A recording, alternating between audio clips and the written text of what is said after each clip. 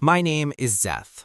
I am a Valoran, which means I have 4 arms, a memory that retains information at near-perfect accuracy, and an absolute inability to understand, until recently, why every elder in my species quietly taught their children one rule above all others. Be kind to humans. Always. And if a human tells you they are getting annoyed, stop everything you are doing and fix it. I thought it was superstition. Old world caution passed down from generations who had bumped into humans during the early contact years and been impressed by their warships or their tenacity or their inexplicable habit of befriending the most dangerous wildlife on any given planet. I thought the elders were exaggerating, the way elders do, turning a reasonable caution into mythology. Then I met Elena Marsh, and I understood. I was stationed on Calum 7 at the time, a mid-tier trade hub orbiting a pale blue gas giant in the outer meridian. My job was documentation, recording the flow of goods, flogging discrepancies, filing reports that mostly nobody read. Unglamorous work, but Valorans are suited to it. We notice details. We remember everything. Elena Marsh arrived on a Tuesday by the human calendar, which meant nothing to me, but apparently meant something to her. She mentioned once that Tuesdays were her least favorite day, and that arriving at a new posting on one felt like a bad omen. She laughed when she said it. She laughed easily, this woman. Brown skin, natural hair pulled back with a small clip that had a tiny silver star on it, eyes that missed nothing. She was the new regional logistics coordinator for the human-affiliated supply lines running through Calum 7, and she carried herself the way some humans do. Quietly, steadily, like something that has already decided it will still be standing after whatever storm comes through. The first thing that went wrong was the Port Authority filing system. Calum 7 used the Syndicate Standard Interface, which was built by the Dorvac Syndicate and which, coincidentally, had been designed in a way that made it extremely difficult for non-Dorvac parties to submit urgent priority filings without paying an expediting fee. This fee was not listed anywhere. You simply had to know about it, or your filings would sit in the queue for 11 to 14 standard days, regardless of urgency. Elena had a shipment of medical supplies, nutrient compounds, regenerative tissue scaffolding, and atmospheric stabilizers, destined for a human colony on Reach Station that was managing a population of about 40,000, 12,000 of whom were children under the age of 10. The colony had flagged a supply shortfall 3 weeks earlier. The shipment was already late. Another 14 days in a queue was not an option. She discovered the filing issue on her first morning. I watched her work through it because her desk was positioned near my documentation station and I have, as mentioned, a tendency to notice things. She pulled up every public regulation she could access. She cross-referenced the Calum 7 Port Charter, the Meridian Commerce Agreements, 3 separate interspecies trade council rulings. She built her case methodically, the way someone builds something they intend to be very, very sturdy. Then she went to the Port Authority window and explained, politely, that the expediting fee appeared to violate subsection 7 of the Meridian Commerce Agreement, which prohibited undisclosed processing charges on humanitarian classified shipments. The Dorvac clerk, a broad, gray-scaled individual named Voss who had the particular energy of someone who had spent years enjoying small power, looked at her filing, looked at her, and said the charge was a handling surcharge, not a processing charge, and was therefore entirely compliant. Elena smiled. She thanked him. She went back to her desk. She filed a formal inquiry with the Trade Council. She flogged the shipment as priority humanitarian through a secondary human commercial channel that bypassed the syndicate interface. She contacted the station administrator, a Mathori named Counselor Breen, and requested an urgent meeting. She CC'd the meeting request to 2 human trade liaisons, her department supervisor, and the colonial governor of Reach Station. All of this happened before lunch. Counselor Breen agreed to a meeting for 8 days from now. The Trade Council acknowledged her inquiry. Standard processing time, 12 days. The secondary channel flag was technically valid but would require counter-authorization from port authority, which sent her straight back to Voss, who denied it with visible satisfaction and told her the humanitarian classification needed to be verified by a Dorvac-certified assessor. The nearest certified assessor was on a station 4 days' travel away. I watched her read each of these responses. She sat very still. She nodded once, to herself, like she was taking note of something internal. Then she smiled, picked up her communicator, and started making calls. Over the next 3 days, I watched Elena Marsh work with the focus of a person who has decided that the world is going to move, or she is going to understand exactly why it isn't. She was unfailingly polite. She remembered every clerk's name. She thanked every automated response. She sent a handwritten on actual pressed fiber paper, which she had apparently brought with her, note to Counselor Breen's office, expressing that she understood the counselor was very busy and that she simply wanted to make sure the situation was properly understood.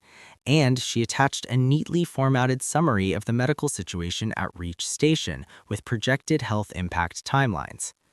The Dorvac Syndicate watched all of this with amusement. Voss, I later learned, had been telling his colleagues about the persistent human woman and her paperwork. They thought it was funny. They thought patience was the same as weakness, endurance the same as submission. On day 4, the syndicate made a decision that I think they believed was a power move and which was, in retrospect, the most catastrophic mistake any party made on Kaolum 7 in the 11 years I worked there.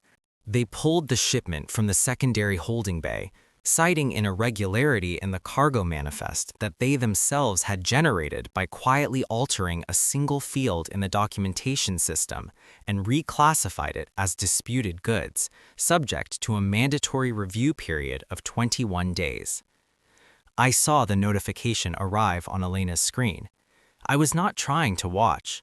I simply noticed, the way I notice everything. She read it twice, set down her stylus, put both hands flat on the desk, took a breath, stood up, walked to the Port Authority window where Voss was speaking with a colleague and laughing about something. He saw her coming and straightened slightly, still smiling with that particular smile that means I know something you don't and I enjoy knowing it. Elena placed her hands on the counter. She looked at him for a moment without speaking. Then, quietly, in a voice I had to strain to hear despite my position only a few meters away, she said, "I want you to understand that I have been patient. I have followed every procedure. I have been respectful of every process, even the ones that were designed to obstruct rather than facilitate. But you have just used a fraudulent documentation alteration to block medical supplies from reaching 40,000 people, including 12,000 children." She paused. Now I'm actually getting annoyed. The station did not go silent the way I have since heard other stations go silent when those words are spoken. Kaolum 7 was noisy, always, a constant hum of commerce and machinery, but I swear, and my memory does not exaggerate, I swear the noise level dropped. Not to nothing, but enough. Enough that nearby conversations paused. Enough that 2 Dorvac traders at the far end of the hall looked over without knowing exactly why. Voss's smile stayed on his face for a moment through pure muscle memory. Then it faded. Elena turned around and walked back to her desk. What happened next took 6 hours.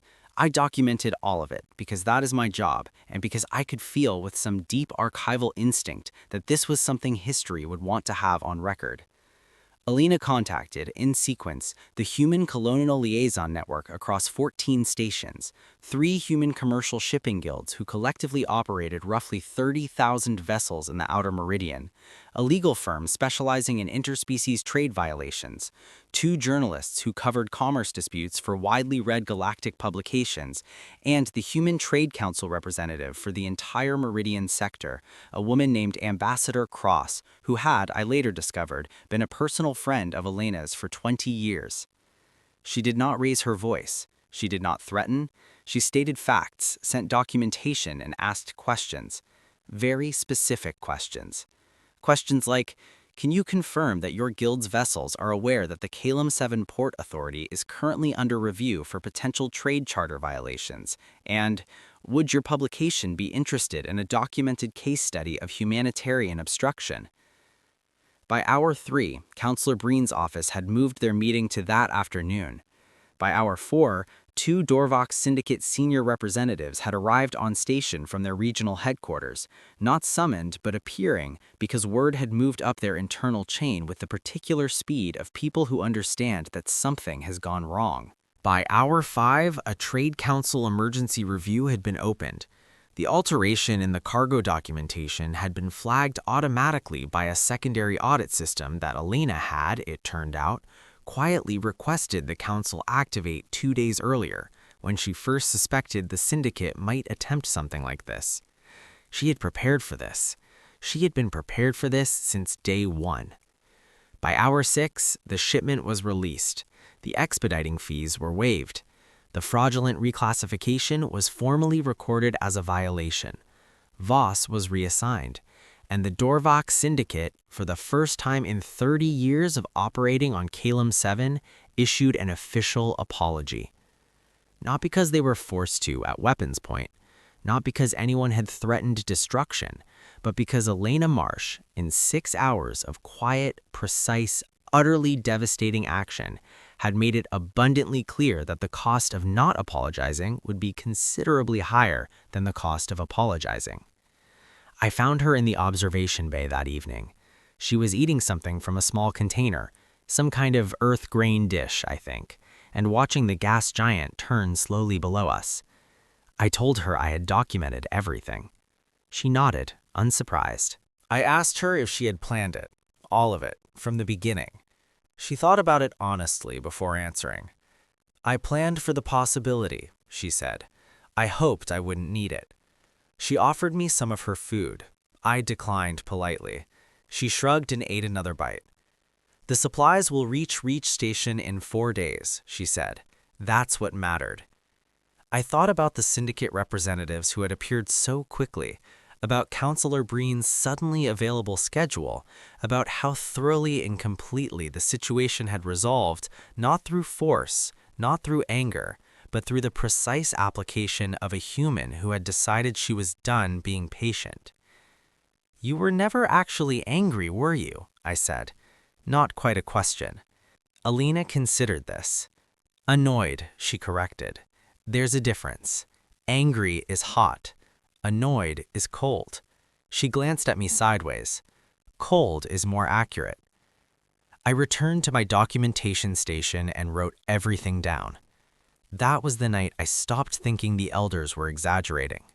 7 years after Elena Marsh and the Calum 7 incident, which had by then become something of a foundational case study in my training materials, I was promoted to Senior Interspecies Relations Archivist for the Outer Meridian, which meant I traveled, attended summits, and documented situations that other people hoped would resolve peacefully.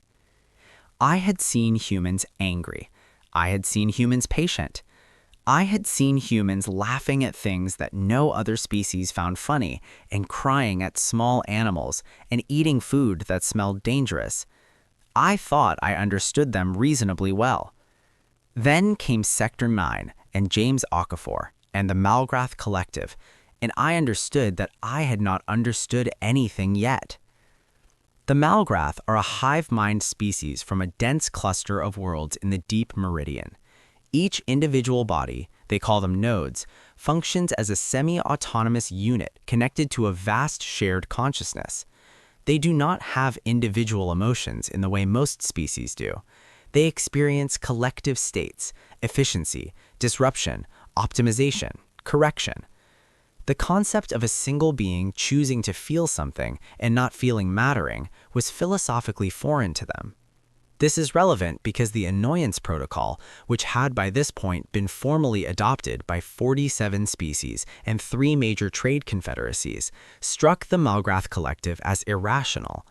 They had reviewed the documented cases, Marcus Webb, Victoria Park, the Zenith 4 Summit, Elena Marsh, 17 others. They had analyzed the outcomes, and they had concluded that the protocol was not a response to a genuine threat, but a learned behavior pattern based on statistical correlation rather than actual causation. In simpler terms, they thought the whole thing was a coincidence dressed up as a rule. They decided to test it. Their choice of test subject was, I think, deliberate in its apparent safety. James O'Coffer was a relay maintenance engineer, one of the humans who spent months at a time alone or in small crews at the deep space signal relay stations that kept communication flowing across the outer meridian. Relay stations were considered low strategic value infrastructure. James's current posting, Station Relay 9 Delta, was in a sparse region of space with no significant military presence and infrequent traffic. He was, by any tactical assessment, alone and essentially powerless. I was at 9 Delta because the relay station doubled as a minor data archive, and I had a routine records audit scheduled. I was supposed to be there for 4 days, do my work quietly, and leave. James and I had met briefly on my first day, a solid-built man in his early 40s, close-cropped hair, the unhurried manner of someone who had spent long periods in deep space and made peace with silence. He was working on a calibration issue with the relay's tertiary antenna array. He explained it to me without being asked because he seemed to find the problem genuinely interesting and assumed, correctly, that I would find his explanation interesting too. He had been posted at 9 Delta for 3 months. He had 2 more months to go. He had a photograph pinned above his workstation, a family gathering of some kind, many people, a long outdoor table covered in food, everyone laughing. He had looked at it so often the edges had softened. The malgraph arrived on day 2 of my audit. 3 ships, small, efficient, the kind designed for rapid assessment rather than extended operations. A delegation of 11 nodes disembarked and immediately began conducting what they announced was a territorial infrastructure survey of the relay station, citing an obscure provision of a pre-contact agreement that granted scientific survey access to unclaimed infrastructure in sparse transit regions. 9 Delta was technically classified as sparse transit. The provision was technically valid, though creatively interpreted. James reviewed the documentation they presented, confirmed the provision existed, and told them they were welcome to conduct their survey, but asked that they coordinate with him to avoid interfering with active maintenance. They said they understood. They did not coordinate with him. Over the next 18 hours, the Malgrath nodes moved through the station with the systematic efficiency of a species that does not need to communicate verbally because it thinks in parallel. They cataloged, they accessed, they rerouted, and they began making small alterations to the relay systems, nothing catastrophic, but purposeful, jamming frequencies on specific bands, adjusting antenna calibration in ways that undid 3 months of James's careful work, accessing the archive systems I was auditing and running deep queries that slowed the entire network. James spoke to them 4 times, each time politely and specifically. That calibration adjustment is counterproductive. Could you please restore it to these settings? Each time, the nodes nearest him paused, acknowledged his words, and made no change. I documented all of this. My archival instinct was screaming. On the 19th hour, a node accessed James's personal workstation. It was not surveying. It was searching, running a query through his personal files, his communications logs, his stored photographs.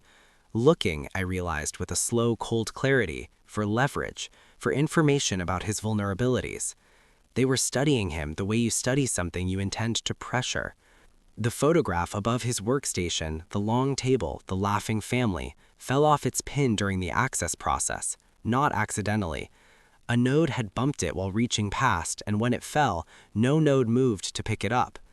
James looked at the photograph on the floor. He looked at the node that had knocked it down. He picked the photograph up carefully, looked at it for a moment, and set it on the desk face up. Then he stood very still. He turned to face the nearest cluster of nodes, 4 of them near the primary relay console, doing something to the calibration array that I could tell, even with my limited technical knowledge, was going to require days to undo. He said, quietly, the way Elena had been quiet, the way Victoria Park had been quiet. I want to be clear that I have been cooperative. I have allowed your survey to proceed within the bounds of the provision you cited. I have asked 4 separate times for basic professional coordination. You have rerouted my systems, undone my work, accessed my personal files without consent, and damaged my property. Pause. Now I'm actually getting annoyed. The Malgrath Collective, all 11 nodes simultaneously, stopped moving, just for a second, a collective processing pause. I had never seen them do that before. Then, the lead node turned to him and said, in its flat, synchronized voice, "We are aware of the human behavioral protocol you are referencing. Our analysis indicates it is a pattern without reliable predictive power. You are alone.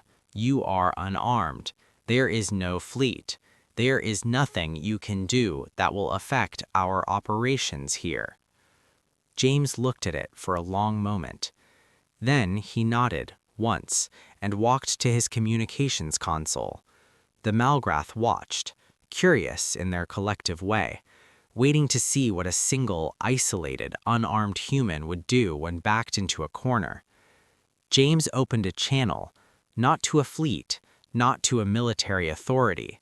He opened a direct line to the Outer Meridian Relay Operations Center, the hub that managed every signal relay station in the region. "This is Engineer Okafor at 9 Delta. I'm initiating a maintenance lockdown on this station's external access systems due to unauthorized interference with active infrastructure. I'll need remote authorization to lock the survey access provision and flag this station as restricted pending incident review." A brief pause, then the Ops Center acknowledged. "Confirmed, 9 Delta. Lockdown authorized. Flagging now. Do you need anything else?" "I'll need the incident report routed to the Trade Council, the Meridian Infrastructure Authority, and the Malgrath Collective's Diplomatic Contact Register."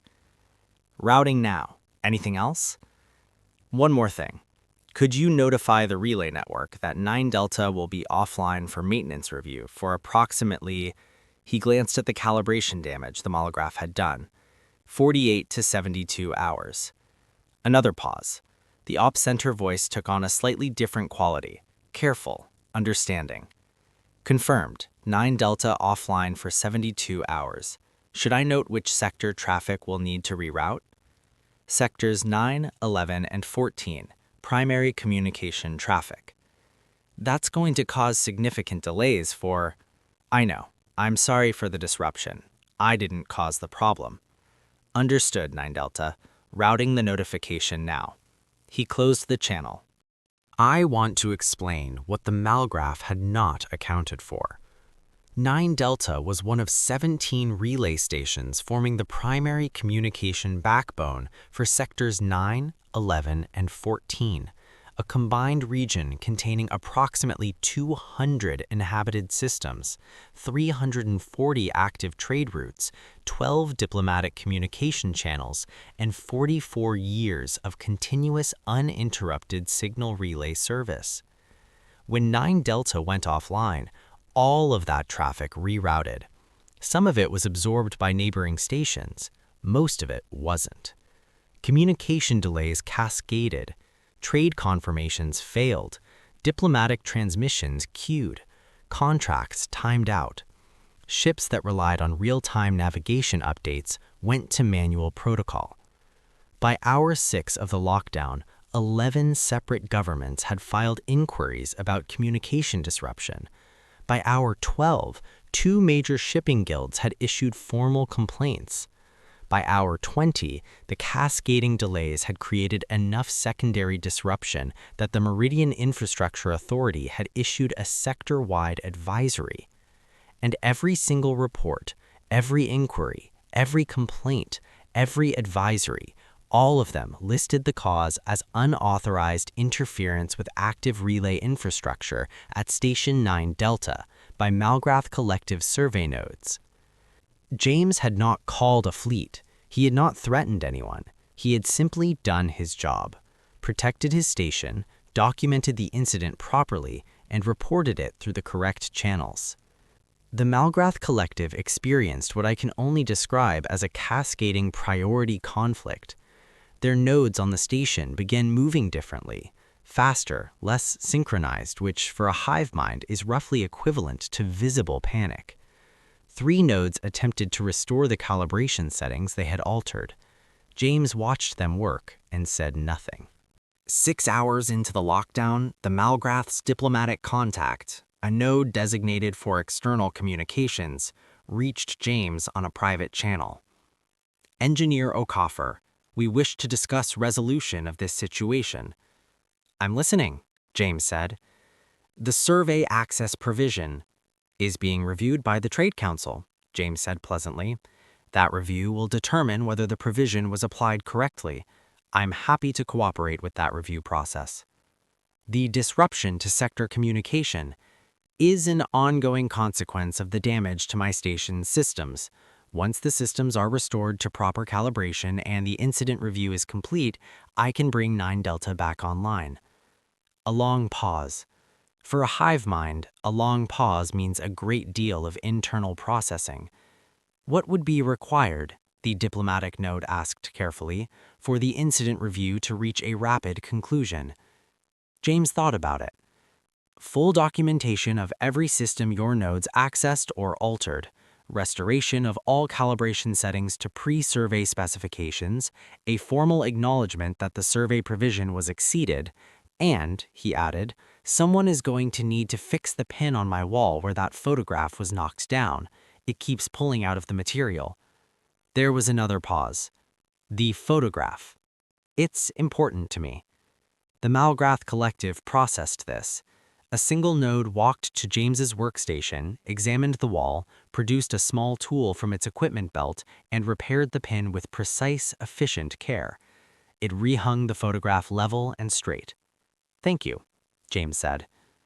The rest of the agreement took 4 hours to formalize. The Malgrath provided complete documentation, restored every system, issued the formal acknowledgement. James brought 9 Delta back online.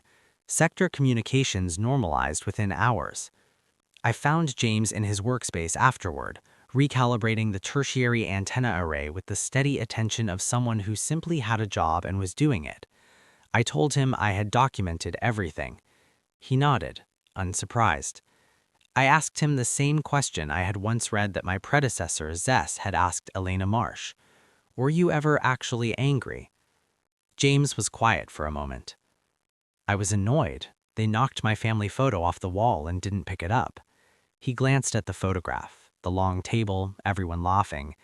"That was the part that did it." "That's what triggered the lockdown? The photograph?" "That's what told me they weren't going to stop on their own." He went back to his calibration. The lockdown was just the appropriate response. I thought about 11 nodes processing in confused parallel, about 200 systems experiencing cascading delays, about a hive mind collective that ran tactical analyses on the annoyance protocol and concluded it was statistical noise, now filing formal apologies over a photograph of a family dinner. "The Malgrath thought you were powerless," I said. "I was, mostly. But I had documentation, communication access, and a legitimate grievance." He glanced at me. "That's not nothing." "Most species would not have thought of the relay network." "I maintain the relay network," he said simply. "I know what it does when it's offline." He finished the calibration, checked it again. "Here's the thing about humans. We spend a lot of time building systems, infrastructure, institutions, procedures, agreements. We build them because we live in communities, and communities need structure. And because we built them, we know how they work." He set down his tool.